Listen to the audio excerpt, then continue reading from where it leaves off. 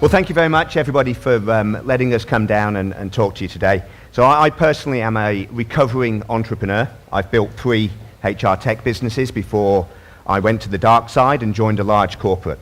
So I'm going to take you through today the differences in innovation. So I've seen innovation from an entrepreneurial perspective when you're building from the ground up. So we're going to have a look at HR innovation today in how that applies in large businesses. How do large businesses approach HR innovation? And we are a large business. We do about 55 million checks a year on people.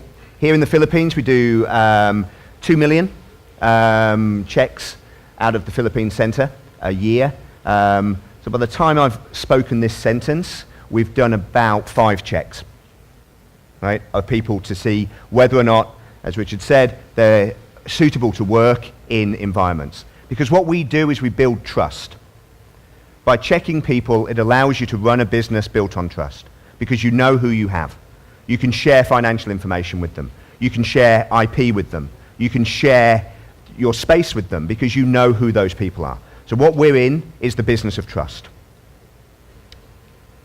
And unfortunately, we're in the business, we saw this statistic earlier, because here in the Philippines, 58% of employers have caught a discrepancy on resumes. And we get a percentage of candidates who apply, about 20%, which means that people on this section here, you all lied to get your job, okay, statistically speaking.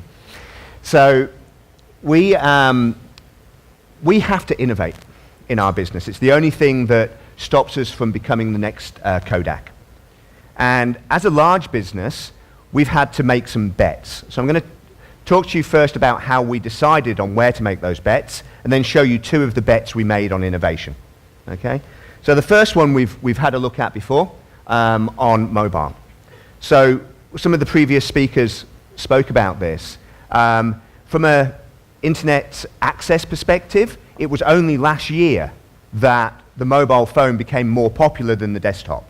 So if you're a large business, you develop and you deliver on the dominant platform. You've got to wait for that tipping point in certain businesses because of the constraints that you have, if you don't want to be an early adopter.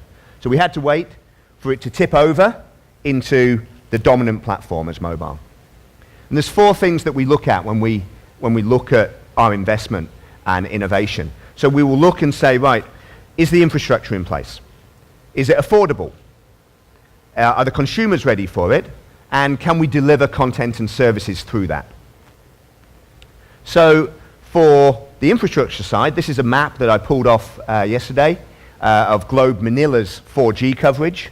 Now, some of you who use Globe may disagree with this, but this is their 4G network in Manila, and as you can see, there's pretty much total penetration, right, for the Metro Manila area.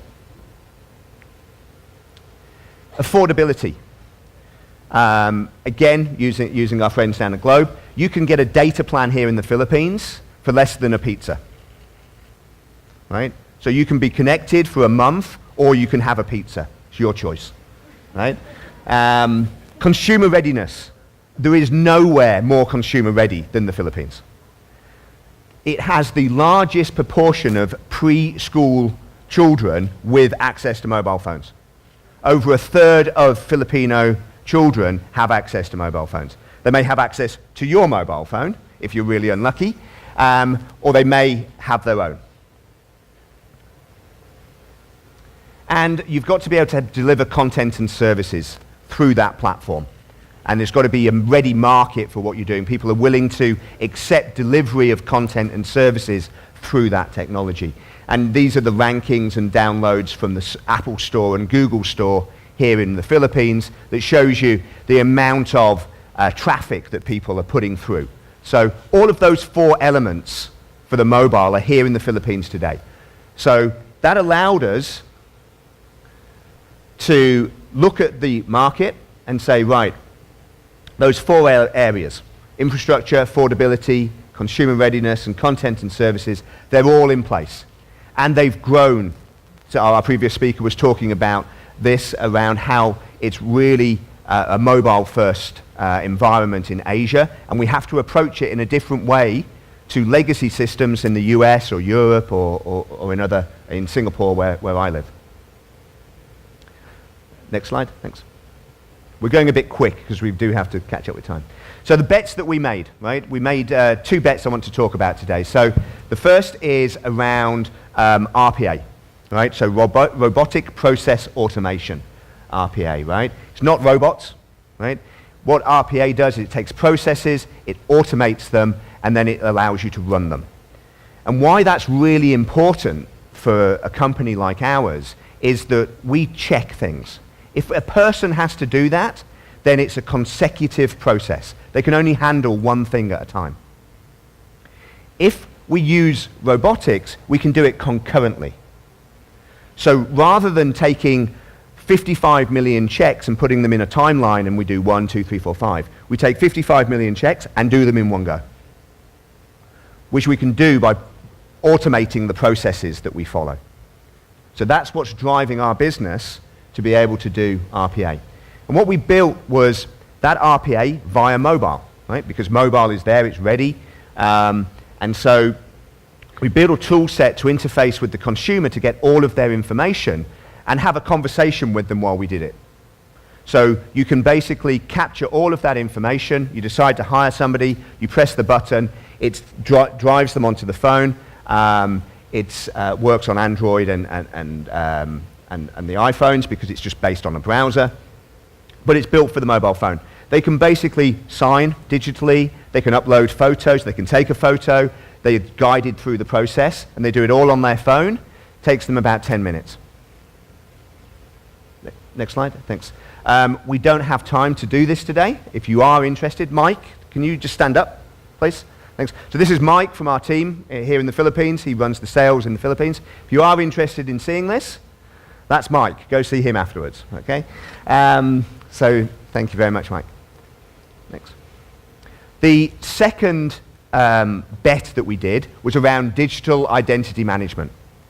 And so we all use this today in our consumer life. And there's 3, the way that we approach it is looking at the authentication methods that we're using, right? There's 3. So there's first factor authentication, which is something you know, a password, right?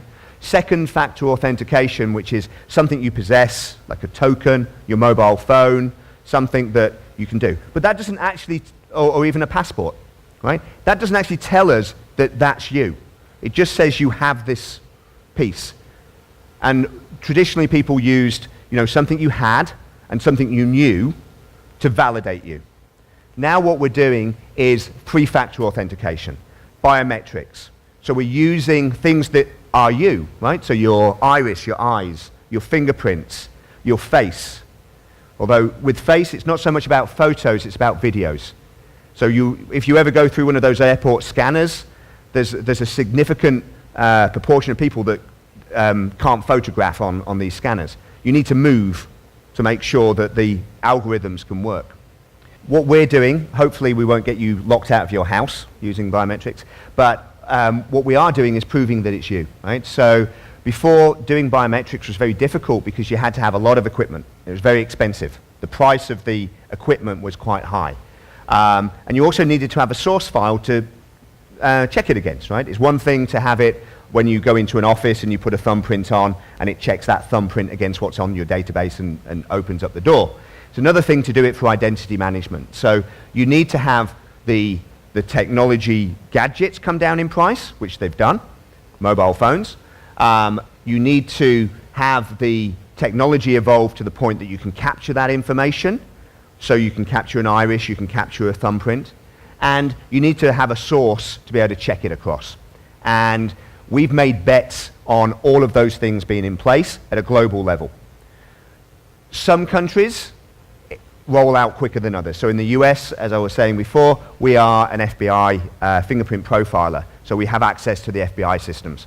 So we can take the fingerprint and in real time say that you are actually who you are, right? We can validate that based on the information that's on file. And so as a large company, next file, thanks. Why do we do this, right? So we're a large business. As I said, we're in 26 countries, and we operate in 200 different geographies in terms of countries and provinces that we work in. We're doing it for 3 reasons: faster, better, and cheaper. Right? We have to be able to provide this type of service much, much quicker for our clients. They need to be able to have somebody turn up, especially if you run a secure facility and you've offered them the job and you can check them instantaneously. You need to be able to do the turnaround time much, much quicker. We need to be able to provide a better candidate experience for the candidate. We don't want them to fill out a whole range of forms that they have to fill out the data twice, and it's very, very cumbersome. So we need to be able to have that candidate experience for our clients so that we get people to fill it out in one go, and it shortens the time. And also, all of that time and money that you've spent in building up the relationship with the candidate, you don't waste it on this process where they get angry, right? And then finally, cheaper, right? If we can do this at scale with technology, we can reduce our operating costs and pass it on to the consumer. So that's what we've done as a large business. We've approached innovation into, is the platform available? Can we actually deliver what we want to innovate on? And then we've made 2 bets. Those are the things that we've put our bets down on. Because we can't put them into lots and lots of different buckets. So what we do is we look and we evaluate the landscape and we pick the ones that we think have evolved to the point that as a large business we can make money on and we can implement very quickly.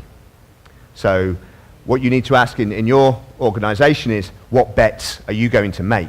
Because you can't make all of them. You can't do AI, you can't do,